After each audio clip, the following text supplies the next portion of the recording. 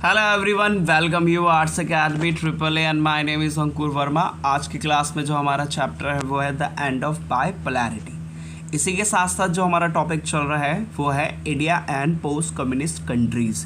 तो इस चैप्टर में हम डिस्कस करेंगे इंडिया और रशिया के रिलेशंस के ऊपर बात करेंगे, बिकॉज प्रीवियस क्लास में हमने इंडिया और यूएसएसआर के रिलेशंस के बारे में डिस्कस किया था, और आज की क्लास में हम डिस्कस करेंगे किसके बारे में, रशिया के बारे में, कि इंडिया और रशिया के रिलेशंस कैसे हैं। तो हमें पता ही है कि इंडिया और रशिया के रिलेशन अच्छे नहीं बल्कि बहुत अच्छे हैं।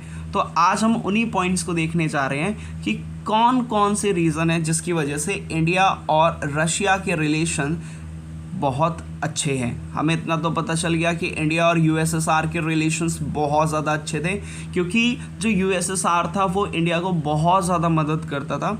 इसी के चलते जिसका आज रीज़न ये है कि इंडिया का बहुत अच्छे रिलेशंस हैं, वो भी किसके साथ, रशिया के साथ। Because both are true friends, दोनों ही बहुत ज़्यादा अच्छे क्या हैं, सच्चे दोस्त हैं। तो सबसे फर्स्ट पॉइंट क्या कहता है, सबसे फर्स्ट पॉइंट ये निकल के आता है, India has maintained good relations with all the post-communist countries। बहुत ही सिंपल पॉइंट क्या कहता है कि इंडिया ने मेंटेन कर रखे हैं, क्या मेंटेन कर रखे हैं, अच्छे रिलेशंस, वो भी किसके साथ, पोस्ट कम्युनिस्ट कंट्रीज़ के साथ। अब पोस्ट कम्युनिस्ट कंट्रीज़ कौन सी हैं भाई, ये वो कंट्रीज़ हैं जो यूएसएसआर के ब्रेकडाउन के बाद, उसके टूटने के बाद निकल के आई, और उसको हमने क्या कहा, उसको हमने कह दिया भाई पोस्ट कम्युनिस्ट कंट्रीज़। पोस्ट मतलब क्या होता है, पोस्ट मतलब बाद में। तो जो कम्युनिस्ट कंट्रीज़ जो बाद में निकल के आई, उन सभी कंट्रीज़ को हमने क्या कह दिया, पोस्ट कम्युनिस्ट कंट्रीज़। तो पोस्ट कम्युनिस्ट कंट्रीज़ के साथ इंडिया ने बहुत ही अच्छे रिलेशंस को क्या करके रखा है भाई, मेंटेन करके रखा हुआ है। तो सबसे फर्स्ट पॉइंट क्लियर होता है। नेक्स्ट पॉइंट पे आते हैं। नेक्स्ट पॉइंट क्या कहता है, strongest relations between Russia and India. तो हमने कहता है स्ट्रॉन्गेस्ट मतलब रिलेशंस तो हैं, लेकिन बहुत ज़्यादा मजबूत रिलेशन है, वो भी किसके साथ, इंडिया और रशिया दोनों के एक दूसरे के साथ। अगला क्या कहता है, नेक्स्ट पॉइंट कहता है कॉमन इंटरेस्ट। अब दोनों के इंटरेस्ट भी कैसे हैं, कॉमन है। कॉमन इंटरेस्ट दैट मीन्स कि दोनों वर्ल्ड को लेकर एक ही उनकी मेंटालिटी है, और वो दोनों ही कंट्री, रशिया और इंडिया, दोनों ही वर्ल्ड को कैसे चाहते हैं, मल्टीपोलर वर्ल्ड चाहते हैं। मतलब कि इंडिया और रशिया का दोनों का एक तरह से कह सकते हैं ड्रीम है कि वर्ल्ड यूनिपोलर नहीं होने चाहिए, बाइपोलर नहीं होना चाहिए, बल्कि कौन सा होना चाहिए, वर्ल्ड मल्टीपोलर वर्ल्ड होना चाहिए। इनकी मेंटालिटी यही है कि वर्ल्ड जो हो वो कैसा हो, मल्टीपोलर वर्ल्ड। पोलर वर्ल्ड मतलब होता है कि जो पावर है वो किसी एक कंट्री के पास नहीं होती, दो कंट्रीज़ के पास नहीं होती, बल्कि बहुत सारी कंट्रीज़ के पास क्या होती है, पावर्स होती है। इसलिए हम इसे क्या कहते हैं, मल्टीपोलर वर्ल्ड कहते हैं। दैट मीन्स क्योंकि यहाँ पे जो पावर के सोर्सेज होते हैं वो एक कंट्री नहीं है, दो कंट्री नहीं है, तीन नहीं है, बल्कि बहुत ज़्यादा सोर्सेज हैं। एग्जाम्पल के तौर पे आज के टाइम की बात करें तो जो न्यूक्लियर पावर है कौन कौन सी, बहुत सारी कंट्रीज़ हैं। For the example China, Pakistan, India, ठीक, इसके साथ साथ यूएसए, नॉर्थ कोरिया, ठीक, इसके साथ साथ और अगर हम कंट्रीज़ की बात करें, रशिया। तो यहाँ पे क्या आपको पावर सिर्फ यूएसए के पास दिख रही है, नहीं, सिर्फ रशिया के पास दिख रही है, नहीं, बल्कि ऐसे वर्ल्ड में कई सारी कंट्रीज़ हैं जिनके पास क्या है, पावर है। तो आज का जो वर्ल्ड है उसको हम मल्टीपोलर वर्ल्ड कह सकते हैं। क्यों, क्योंकि पावर का जो है वो सिर्फ एक कंट्री के पास नहीं है, बल्कि कई सारी कंट्रीज़ के पास में। इसलिए आज के वर्ल्ड को हम क्या कहते हैं, मल्टीपोलर वर्ल्ड कहते हैं। और यही ड्रीम है, यही चाहते हैं, कौन चाहते हैं, इंडिया और रशिया चाहते हैं कि जो वर्ल्ड हो वो यूनिपोलर नहीं होना चाहिए, बाइपोलर नहीं होना चाहिए, बल्कि कैसा होना चाहिए, मल्टीपोलर वर्ल्ड होना चाहिए। अब इसके पीछे इन्होंने रीज़न क्या दिए कि अगर वर्ल्ड मल्टीपोलर होगा तो क्या क्या उसके रीजंस होंगे, क्या क्या उसके बेनिफिट्स होंगे। अगर कोई भी वर्ल्ड, अगर आज का जो हमारा वर्ल्ड है वो मल्टीपोलर तो है, तो उसके क्या क्या बेनिफिट्स हैं। तो इसकी सबसे फर्स्ट बेनिफिट निकल के आता है, क्या आता है, several powers in the international system. बिल्कुल सही बात है, अगर वर्ल्ड मल्टीपोलर होगा तो मल्टीपोलर वर्ल्ड में मैंने आपको अभी बताया कि जो पावर है वो किसी एक के पास नहीं होते बल्कि कई सारी कंट्रीज के पास पावर होगी। तो यही कहता है सेवरल पावर के सोर्सेज निकल के आएंगे और ये कहाँ पर होंगे, इंटरनेशनली सिस्टम पे होंगे। मतलब कि वर्ल्ड के लेवल पे जो पावर है वो सिर्फ एक कंट्री के पास ना सीमित होके, दो कंट्रीज के पास लिमिटेड ना होके, बल्कि पावर क्या होगी, बहुत सारी कंट्रीज के पास होगी। तो ये मल्टीपोलर वर्ल्ड का सबसे बड़ा क्या कह सकते हैं, बेनिफिट्स होगा। तो सेकंड क्या कहता है, सेकंड कहता है collective security and collective response. अब इसमें कहता है कि अगर वर्ल्ड मल्टीपोलर होगा तो जो सिक्योरिटी होगी वर्ल्ड में, मतलब कि सिक्योरिटी किस चीज़ की, टेररिज्म को लेकर, तो जो सिक्योरिटी होगी वो कैसी होगी, कलेक्टिव सिक्योरिटी होगी। कलेक्टिव मतलब सिर्फ एक कंट्री सिक्योर नहीं करेगी या सिक्योरिटी नहीं करेगी टेररिज्म को लेकर, सिर्फ एक कंट्री जवाब नहीं देगी या एक कंट्री कदम नहीं उठाएगी, बल्कि सारी कंट्रीज मिलकर क्या करेंगी, कदम उठाएंगी। तो यहाँ पे कलेक्टिव क्या होगी, सिक्योरिटी के साथ साथ कलेक्टिव रिस्पॉन्स भी होगा। मतलब कि सिर्फ एक कंट्री, अब एग्जाम्पल के तौर पे अगर हम बात करें तो ग्लोबल वार्मिंग बहुत ज़्यादा हो रही है या क्लाइमेट चेंज हो रहा है, तो आज जो ये प्रॉब्लम है सिर्फ एक कंट्री के नहीं है बल्कि बहुत ज़्यादा कंट्रीज़ के पास है।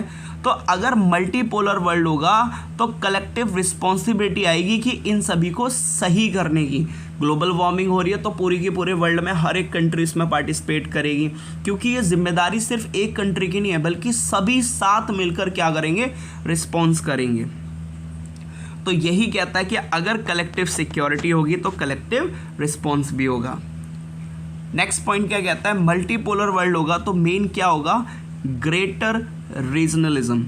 अब क्या होगा कि हर एक कंट्री की अपनी अलग जो उसकी क्वालिटीज़ हैं या फिर जो उसके मेन कैरेक्टरिस्टिक्स हैं वो क्या होगा, उसको भी इम्पोर्टेंस दी जाएगी। क्यों, क्योंकि मल्टीपोलर वर्ल्ड दैट मीन्स कि उसमें क्या होगा, सिर्फ एक कंट्री का डोमिनेंस नहीं होगा या दो कंट्री का डोमिनेंस नहीं होगा, बल्कि वहाँ पे कई सारी कंट्रीज़ का डोमिनेंस होगा।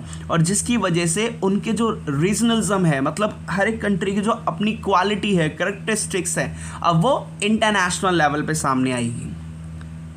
अगला क्या कहता है, अगर वर्ल्ड मल्टीपोलर होगा तो क्या होगा, negotiated settlements of international conflicts. मान लीजिए कि दो कंट्रीज़ हैं, जैसे फॉर द एग्जांपल, जैसे अगर हम बात करें ये इंडिया हो गया और यहाँ पे पाकिस्तान हो गया, तो अब इनके बीच में क्या चल रहा है, कॉन्फ्लिक्ट चल रहा है। एक तो कश्मीर को लेकर चल रहा है और दूसरा इंडस रिवर के वाटर को भी लेकर चला था। तो सेम एज इट इज़ अब कश्मीर और इंडस रिवर के वाटर को लेकर अब इनके बीच में क्या हो गया, इनके बीच में हो गया कॉन्फ्लिक्ट। अब इस कॉन्फ्लिक्ट को कौन सॉल्व करेगा, कैसे सॉल्व किया जाएगा, क्या लड़ाई से सॉल्व करेंगे, नहीं। क्यों, क्योंकि भाई दोनों ही न्यूक्लियर पावर हैं, अगर एक ने भी बम छोड़ा तो दूसरा छोड़ देगा। तो इससे क्या, कैसे इसको सॉल्यूशन किया जाए, तो इसमें सॉल्यूशन के लिए क्या किया जाएगा, नेगोशिएट किया जाएगा। क्यों, क्योंकि दोनों ये पता है कि दोनों ही क्या है, पावरफुल है। इंडिया भी पावरफुल है और उसके साथ पाकिस्तान भी है, क्योंकि दोनों के पास न्यूक्लियर है।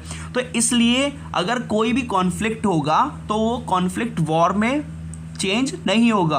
क्यों, क्योंकि सभी को पता है कि भाई पावर तो सभी के पास है, चाहे बेशक कम हो लेकिन पावर तो है। तो इसलिए वो क्या करेंगे, अगर कॉन्फ्लिक्ट कहीं पे भी किसी भी चीज़ को लेकर हो रहा है तो वो उसके लिए नेगोशिएटेड सेटलमेंट्स करेंगे, उसके लिए वो बातें करेंगे, बैठकें करेंगे कि हाँ भाई चलो ठीक है, 6 महीने तुम पानी रख लो, 6 महीने हम रख लेते हैं, चलो ठीक है इतना हिस्सा तुम रख लो, इतना हिस्सा हम रख लेते हैं। तो ये क्या है, ये यहाँ पे इन्होंने कॉन्फ्लिक्ट को दूर करने के लिए, लड़ाई को दूर करने के लिए, संघर्ष को दूर करने के लिए इन्होंने क्या किया, इन्होंने सेटलमेंट्स की, बातें की, नेगोशिएट किया, मोल भाव किया कि भाई इतना कर लो, थोड़ा तुम कर लो, थोड़ा हम ज़्यादा कर लेते हैं। तो ये सारी चीज़ें होंगी और अगर वर्ल्ड क्या होगा, मल्टीपोलर होगा।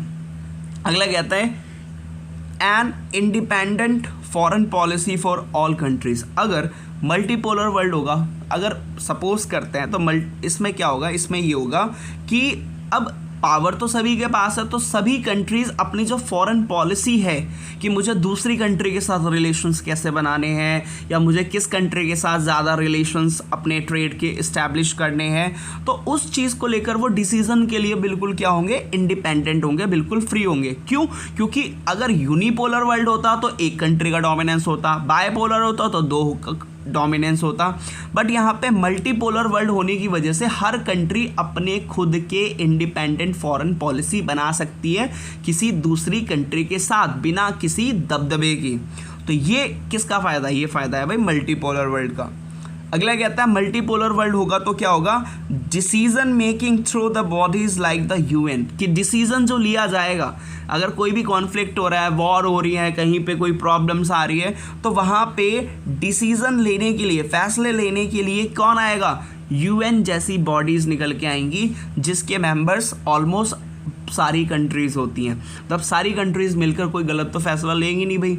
तो यही वो कहने की कोशिश कर रहा है कि अगर मल्टीपोलर वर्ल्ड होगा तो ज़्यादातर जो डिसीज़न लेने वाली बॉडी होगी वो एक कंट्री नहीं होगी, दो कंट्रीज़ नहीं होगी, बल्कि कौन होगी, ऐसा ग्रुप होगा जिसमें कई सारी कंट्रीज़ उसके क्या हो, मेंबर्स। और आज के टाइम पे सबसे बड़ा अगर हम ग्रुप मानते हैं तो वो कौन सा है, यूनाइटेड नेशंस ऑर्गेनाइजेशन, जिसको हम UNO भी कहते हैं। अगला, अगर वर्ल्ड मल्टीपोलर होगा तो क्या होगा, डेमोक्रेटिक, मतलब कि डेमोक्रेसी को ज़्यादा प्रमोट किया जाएगा और इसके साथ साथ क्या किया जाएगा, एम्पावर्ड किया जाएगा। दैट मीन्स यहाँ पे ये कह रहा है कि मेन डेमोक्रेसी को तो सपोर्ट होगा और इसके साथ साथ एम्पावर्ड मतलब कि शक्ति संपन्न देश, मतलब कि मोस्ट ऑफ कंट्रीज़ को पावर्स दी जाएंगी ताकि वो अपने आप को क्या कर सकें, डेवलप कर सकें या हर एक फील्ड में अपने आप को आगे बढ़ा सकें।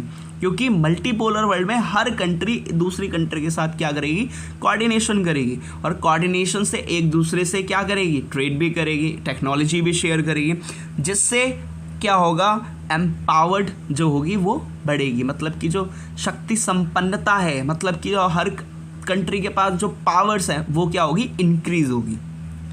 अब मेन अगर आपसे क्वेश्चन पूछा जाए कि रशिया और इंडिया वर्ल्ड को लेकर उनकी क्या मेंटालिटी है या क्या वो सोचते हैं वर्ल्ड को लेकर, तो वो कौन सा वर्ल्ड सोचते हैं, वो मल्टीपोलर वर्ल्ड को सपोर्ट करते हैं। क्यों?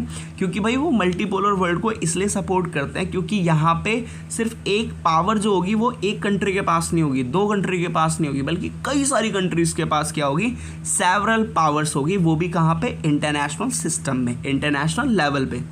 अगर मल्टीपोलर वर्ल्ड होगा तो जो सिक्योरिटी की जिम्मेदारी होगी वो कैसी होगी, कलेक्टिव होगी, मतलब सभी मिलकर सिक्योरिटी करेंगे और कलेक्टिव रिस्पॉन्स भी करेंगे। रिस्पॉन्स मतलब कि सब मिलकर जवाब देंगे, और यहाँ पे हर एक रीजन को, हर एक कंट्री की जो इसकी करैक्टरिस्टिक्स हैं, स्पेसिफिकेशंस हैं, उसको क्या मिलेगा, बढ़ावा मिलेगा, उसको एप्रिशिएशन किया जाएगा। अगर कोई भी कॉन्फ्लिक्ट होगा, अगर मल्टीपोलर वर्ल्ड होगा तो उसमें कॉन्फ्लिक्ट को नेगोशिएशन सेटलमेंट्स के थ्रू क्या किया जाएगा, सॉल्व किया जाएगा, ना कि वॉर और लड़ाइयों के साथ। इसके साथ साथ हर स्टेट की या हर एक कंट्री की अपनी इंडिपेंडेंट क्या होगी, फॉरेन पॉलिसी होगी। क्यों? क्योंकि यहाँ पे डोमिनेंस तो होगा नहीं किसी को, तो जिस कंट्री को जिसके साथ जैसे रिलेशंस बनाने हैं वो वैसे बनाएगा। सेम एज इट इज़, जैसे इंडिया को रशिया के साथ ज़्यादा बनाने हैं तो इंडिया रशिया के साथ करता है, यूएस के साथ भी करता है, मोस्टली सभी यूरोपियन कंट्रीज़ के साथ इंडिया अपने रिलेशंस को अच्छा बनाता है। तो ये क्या है, इंडिया की इंडिपेंडेंट पॉलिसी है। अगर कोई एक कंट्री के पास सबसे ज़्यादा पावर या होती या दो कंट्रीज़ के पास होती तो क्या इंडिया ऐसे डिसीजन ले पाता? बिल्कुल भी नहीं ले पाता। अगले कहते हैं अगर वर्ल्ड मल्टीपोलर होगा तो डिसीजन कोई एक कंट्री नहीं लेगी, दो कंट्री नहीं लेंगी, बल्कि ऐसी एक ऑर्गेनाइजेशन लेगी जिसमें उसके मेंबर सभी कंट्रीज़ हैं, जैसे कि यूएन क्या करता है, यूएन के कई सारे क्या है, मेंबर्स हैं, 193 मेंबर्स हैं। तो अगर वर्ल्ड मल्टीपोलर होगा तो डिसीजन लेने के ऊपर जो जिम्मेदारी आएगी वो किसके पास आएगी, यूएन के पास। और मेन जब उसमें इतनी सारी कंट्रीज़ साथ मिलकर फैसला लेंगे तो ऑब्वियस बात है गलत तो लेंगी नहीं। अगला क्या कहता है, मेन अगर मल्टीपोलर वर्ल्ड होगा तो डेमोक्रेसी को सपोर्ट किया जाएगा और इसके साथ साथ मेन वर्ल्ड को एम्पावर्ड किया जाएगा, मतलब कि जो कंट्रीज़ पीछे रह गई हैं उनको भी क्या किया जाएगा, सपोर्ट किया जाएगा। होपफुली आपको समझ में आया होगा इतना। Thank you.